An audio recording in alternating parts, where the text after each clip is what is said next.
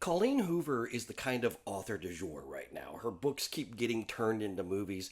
It Ends With Us came out first. People really responded to it. Then Regretting You came next, and film-wise, that one just didn't work for me. Now we have Reminders of Him. So going into this screening, I honestly had zero expectation, and I figured it would be another romance adaptation from the current romance author du jour, and we would see how it landed.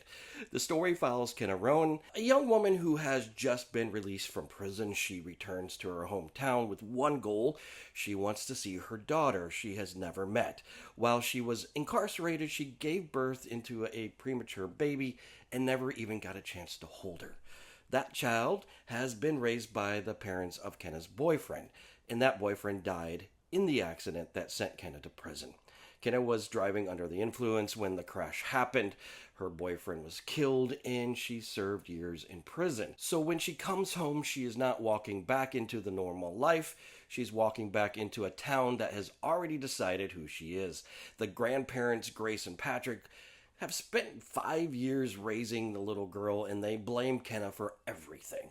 The loss of their son, the loss of the life they thought their family would have, and living across the street from them is Ledger Ward. He was the boyfriend's best friend, a former NFL player who stepped away from football after a shoulder injury, now helps the grandparents raise the child. She ends up meeting Ledger at a bookstore that has now turned into a pub. The two of them had never actually crossed paths before because he was away playing football. From there, the emotional mechanics of the movie began to take shape. Kenna wants a chance to be a part of her daughter's life, and the grandparents want absolutely nothing to do with her. They even go as far as putting in a restraining order against her, so she cannot even get close to her child. And Ledger finds himself stuck right in the middle of all of that emotional battlefield as feelings slowly begin to develop between him and Kenna. Now look, you kind of know the schematics of how this story is going to unfold. The movie leans into those themes of redemption, second chances, grief, guilt, judgment, compassion, love after tragedy, all the ingredients that a romance storytelling loves to work with. And that brings up the tension that sits at the center of this movie. Because when you watch a romance film, you always are asking one question.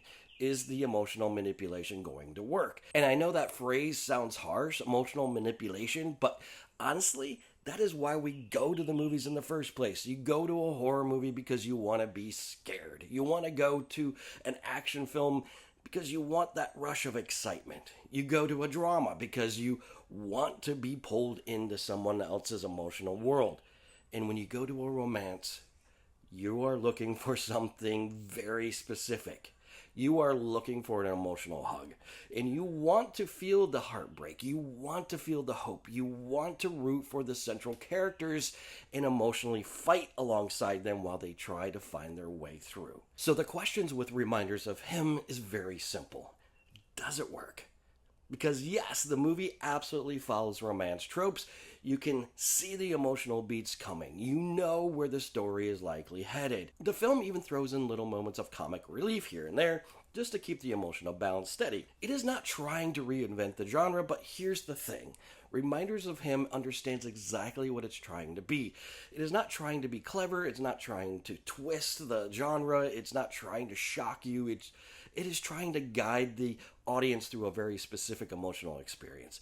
And in my screening, that experience worked. There was not a dry eye in the theater. You could literally hear people sniffling throughout the room. A packed theater reacting together, people wiping their eyes, and that right there is a collective movie theater experience. Sometimes we forget that movies are not just about the screen. They are about the room. They're about the audience reacting together to the same emotional moment. And Reminders of Him delivers that. Now, is it cliche? Yes. Is it trope-driven? Absolutely. But that does not necessarily mean it fails. In fact, the simplicity of the story is probably the movie's biggest strength. And that is where this one separates itself from Regretting You. That movie felt like it had cracks all over the place, and the story was pulling in too many directions, and emotional center kept slipping away. Reminders of Him stays focused. It follows a single emotional through line, and it sticks with it from beginning to end. That focus keeps the story grounded, and it keeps someone like me emotionally engaged the entire time. And look, if you know me, you already know that I'm a sucker for romance films and rom-coms.